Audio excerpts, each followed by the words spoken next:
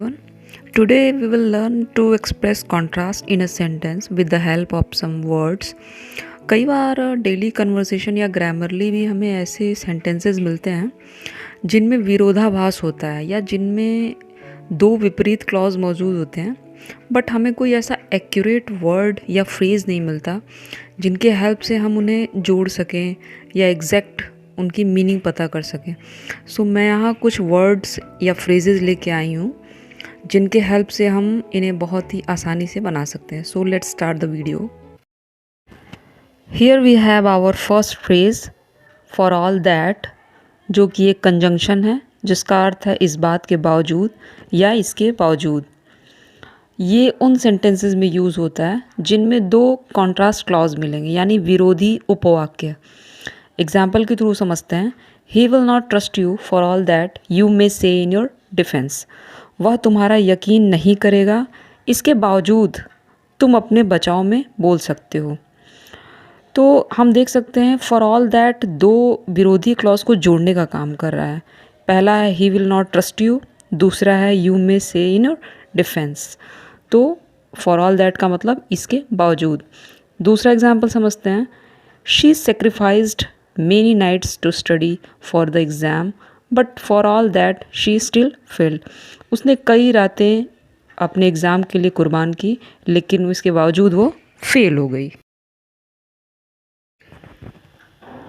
Our next word is nevertheless और nonetheless, जो कि एक कंजंक्शन है जिसका अर्थ है फिर भी।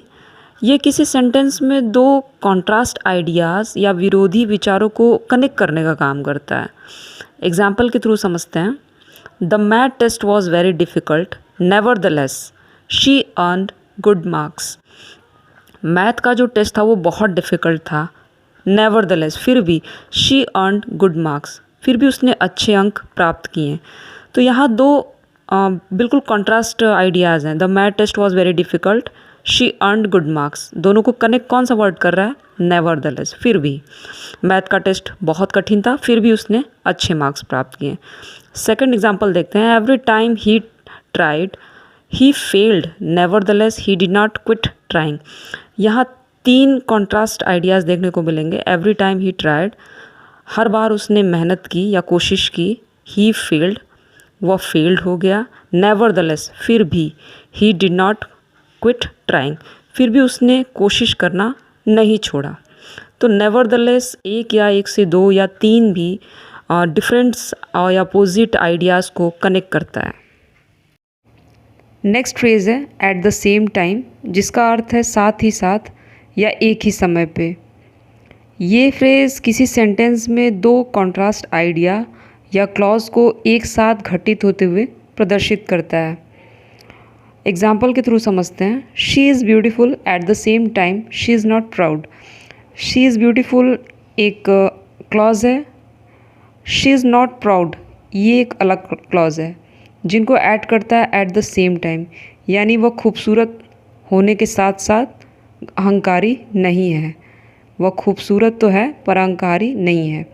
इस सेंस में विरोधाभास का अनुभव हम कर सकते हैं। सेकेंड एग्जाम्पल के थ्रू समझते हैं। My friend has the ability to make me laugh and cry at the same time. मेरे फ्रेंड के पास वो एबिलिटी है कि वो मुझे एक समय पे हंसा या रुला सकता है। तो हम देख सकते हैं लाफ एंड क्राई दोनों विरोधी शब्द हैं और इन दोनों को जोड़ने का काम कर रहा है eight the same time. Next word है हमारे दो या ऑल्दो, जो दोनों ही कंजंक्शन है जिनका मतलब होता है हालांकि या यद्यपि। ऑल्दो फॉर्मल सिचुएशन में अधिक यूज़ होता है एंड दो जो है वो इनफॉर्मल सिचुएशन में ज़्यादा यूज़ होता है, बट इन दोनों का ही काम होता है दो विरोधाभासी क्लॉज या सेंटेंसेस को कनेक्ट करना, उनको आपस में जोड़ना और एक अप्रोप्रिएट मीनिंग को क्रिएट करना। एग्जाम्पल के थ्रू समझते हैं।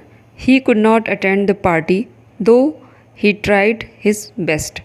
यद्यपि उसने अपनी तरफ से बहुत कोशिश की बट वह पार्टी अटेंड नहीं कर सका। तो यहाँ दो विरोधाभासी आइडियाज़ हमें देखने को मिल रहे हैं। वह पार्टी अटेंड नहीं कर सका लेकिन उसने कोशिश की, तो दो जो है दो डिफरेंट आइडियाज़ को कनेक्ट कर रहा है। सेकंड एग्जाम्पल देखते हैं। Although I am tired yet I shall work. हालांकि मैं थका हुआ हूँ लेकिन मैं फिर भी काम करूँगा। तो ऑल्दो यहाँ पे विरोधाभासी वर्ड है।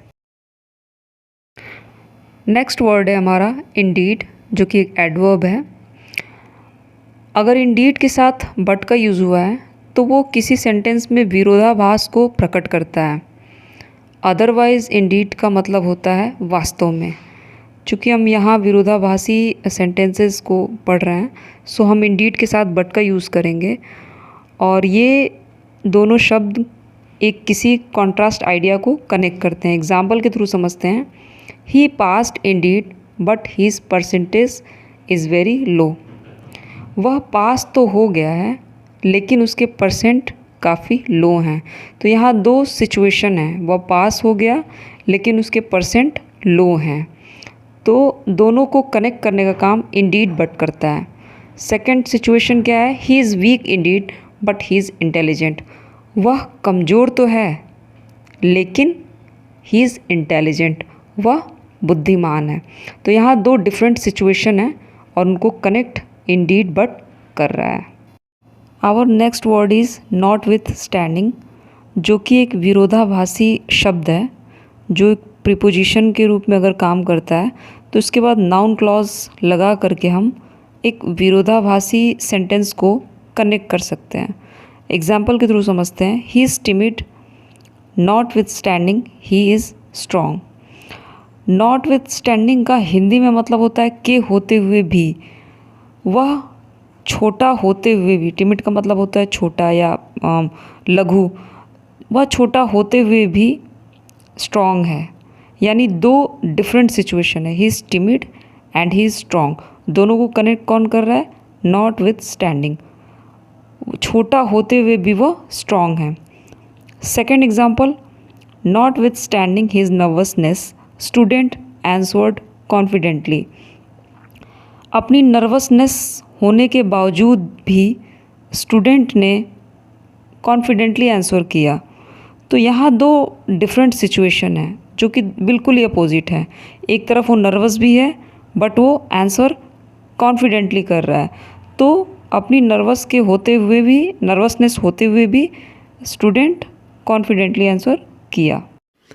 नेक्स्ट कॉन्ट्रास्ट वर्ड है हाउएवर, जिसके कई सारे अर्थ होते हैं। जितना भी, हालांकि, लेकिन, फिर भी। हाउएवर किसी सेंटेंस में किस स्थान पे यूज़ हुआ है ये मैटर करता है। उस हिसाब से हम उसकी मीनिंग जानते हैं। चूँकि हम यहाँ पे कॉन्ट्रास्ट सेंटेंसेस को स्टडी कर रहे हैं, इसलिए हम उसको एज ए रिलेटिव एडवर्ब की तरह यूज़ करेंगे, जिनकी कुछ शर्तें हैं। हाउएवर यूज़ करते समय मेक श्योर कि इसके जस्ट बाद एडजेक्टिव या एडवर्ब का यूज़ हुआ हो, तभी वो सेंटेंस में विरोधाभास को एक्सप्रेस करेगा। एग्जाम्पल के थ्रू समझते हैं। However rich he may be he is not happy. यहाँ दो क्लॉज दिख रहे हैं। However rich he may be, however के ठीक बाद रिच आया हुआ है जो कि एक एडजेक्टिव है।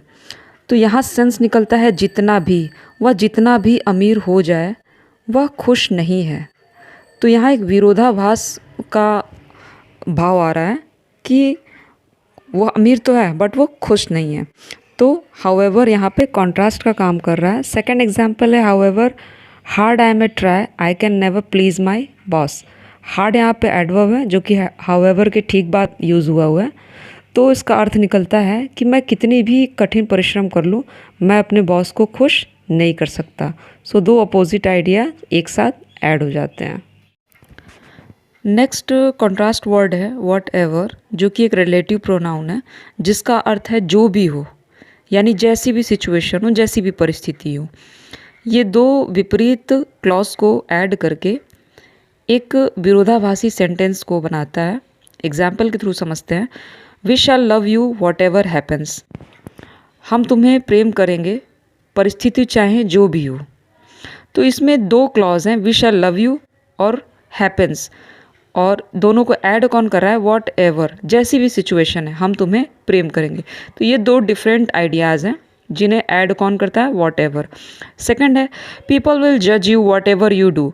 लोग तुम्हें जज करेंगे ही चाहे तुम जो भी कर लो या करो।